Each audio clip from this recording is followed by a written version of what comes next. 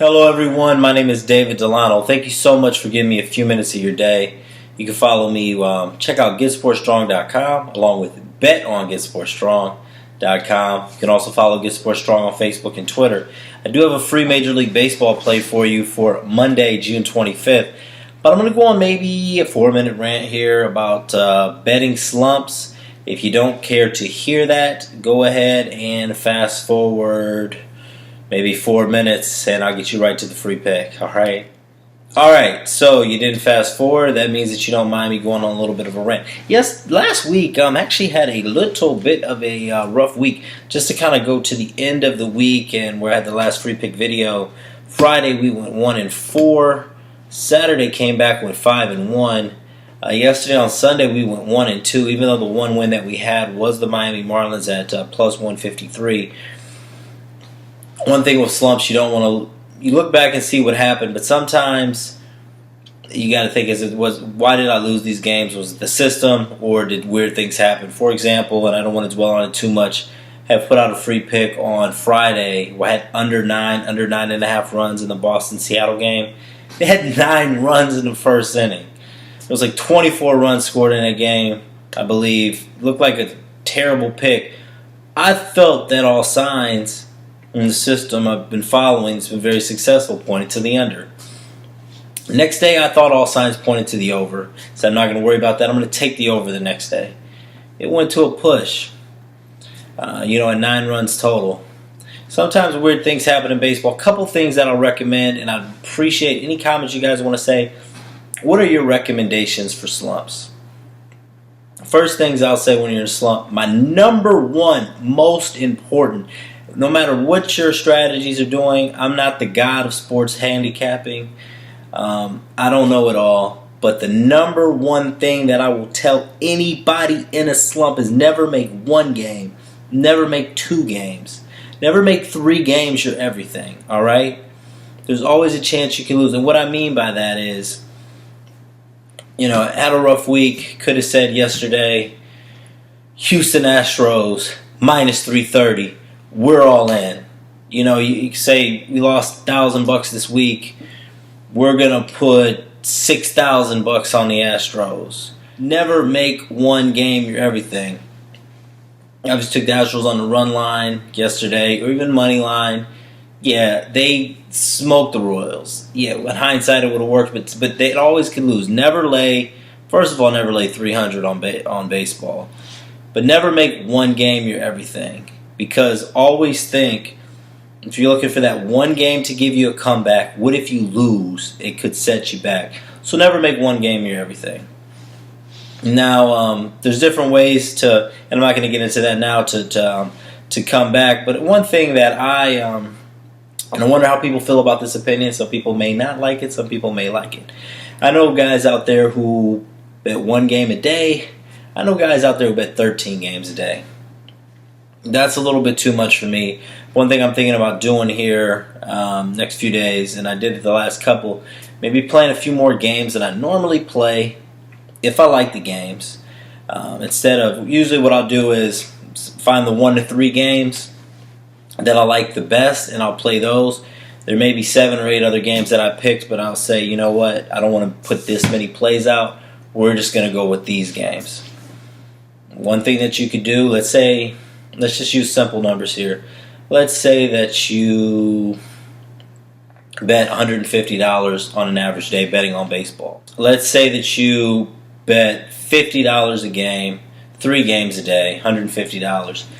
Well, you fall into a little bit of a slump. Maybe you just want to bet 1 game $50 a day. Or 1 solid game $100 a day. Or let's say maybe instead of your usual 3 games, you want to bet 5 games a day. But instead of betting that $50 a day, you say we're just going to do, or $50 a game, so we're going to bet $20 a game. So overall, we're betting more games, $20 a game, 5 games, $100, but we're still spending $50 less.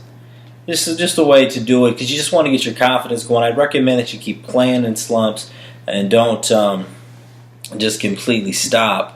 But it's good to get some positivity going. And just to kind of clarify what I mean by that, by saying, if if you're comfortable betting $150 a day in baseball, and you're in a slump, and you usually do that on 3 games, and then you decide instead to play 5 games or 1 game or 2 games and just spend $100, I personally, just my opinion, recommend that more than saying I'm in a slump, I'm going to play 5 games, I'm going to put $100 on each game.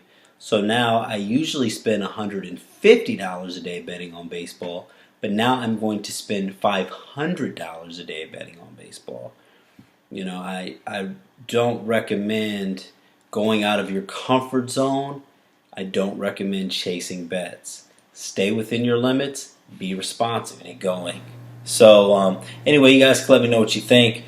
Today, if you guys want my full ticket, I'm just giving out 1 free pick today. But if you want my full ticket, been a little bit slow, I will give it to you, being transparent.